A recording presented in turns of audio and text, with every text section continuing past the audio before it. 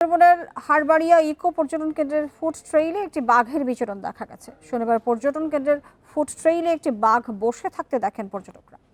এ সময় তারা বাঘের ছবি এবং ভিডিও তাদের মুঠোফোনে ধারণ করেন।